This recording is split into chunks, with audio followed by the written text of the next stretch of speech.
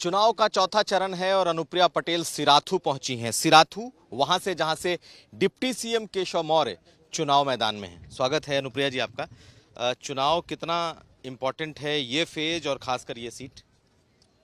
देखिए, हमारे लिए तो 403 सीटें जहां पे एनडीए गठबंधन चुनाव के मैदान में है, हर सीट इक्वली महत्वपूर्ण है और 3 चरण के जो पोलिंग रही है उसमें हम आश्वस्त भी हैं कि जहां जहां हमारे एनडीए के प्रत्याशी हैं वहां वहां हम साइकिल पंक्चर कर चुके हैं और हमारे एनडीए के प्रत्याशियों को बढ़त है। हमारे एनडीए के प्रत्याशी जीतने भी जा रहे हैं।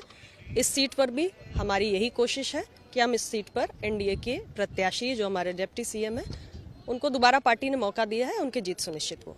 लेकिन ये सीट इसलिए भी अहम है क्योंकि यहाँ से आपकी बहन पल्लवी पटेल चुनाव मैदान में है, तो आप दोनों आमने सामने हैं एक तरीके से। देखिए, ऐसा है कि चुनाव तो कोई भी कहीं से लड़ सकता है और मेरी बड़ी बहन है पल्लवी जी यहाँ से आई हैं, लेकिन मेरा जो सवाल है उनसे यही है कि पिता के आदर्शों के प्रति इतनी प्रतिबद्धता है तो अपना सिंबल होते हुए भी समाजवादी पार्टी के सिंबल पर चुनाव लड़ना उन्होंने स्वीकार क्यों किया? आज मैं उनसे यही सवाल पूछना चाहती हूँ। लेकिन आपको लग नहीं रहा कि परिवार इस वक्त बिल्कुल अलग अलग हो चुका है और ऐसी लड़ाई आ गई है जब आप दोनों बिल्कुल आमने सामने?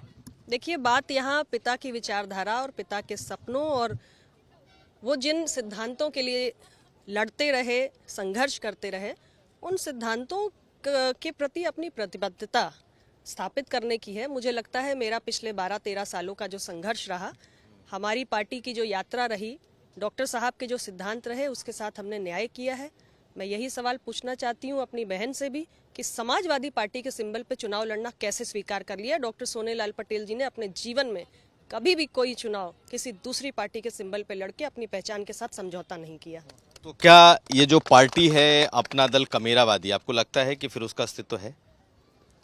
देखिए, आने वाली 27 तारीख को वोट पड़ने जा रहा है, ईवीएम मशीन का बटन दबने जा रहा है और मैं आपको पूरा भरोसा दिलाती हूँ कि हमारे अपना दल के सारे साथी, अपना दल के जितने भी समर्थक हैं, डॉक्टर सोनेलाल पटेल की विचार को मानने वाले जो लोग हैं, वो एनडीए के पक्ष में ही मतदान करेंगे। ये सीट चूंकि यहाँ से खुद डिप्टी सीएम चुनाव लड़ रहे हैं और समाजवादी पार्टी ने आपकी बहन को उतारा है, तो कहा यह जा रहा है कि जो आपकी बिरादरी है, खास करके कुर्मी बिरादरी और बीजेपी यहाँ पर बिल्कुल बटे बटे से, ऐसा है क्या? ऐसा कुछ नहीं है। समाजवादी पार्टी के नेतृत्व को मेरी बहन ने स्वीकार करके उनके सिंबल पे चुनाव लड़ना उन्होंने स्वीकार किया है, लेकिन डॉक्टर सोनेलाल पटेल की विचारधारा को मानने वालों को ये बात गले नहीं उतरेगी।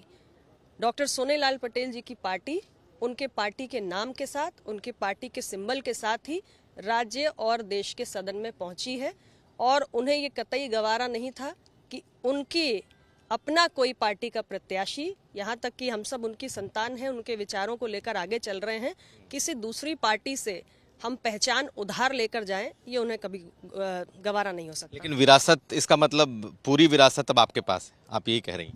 12-13 सालों का मेरा संघर्ष आम जनता के बीच में है, जनता मेरे साथ है और बाकी तो चुनाव के परिणाम भी बता देंगे। लेकिन आपको लगता नहीं है कि बहन के खिलाफ प्रचार करने में आपको थोड़ी हिचक हो, आपको थोड़ा मलाल हो, या फिर आपको कोई फर्क नहीं पड़ता? मैं किसी के खिलाफ प्रचार करने के लिए नहीं आई हूँ।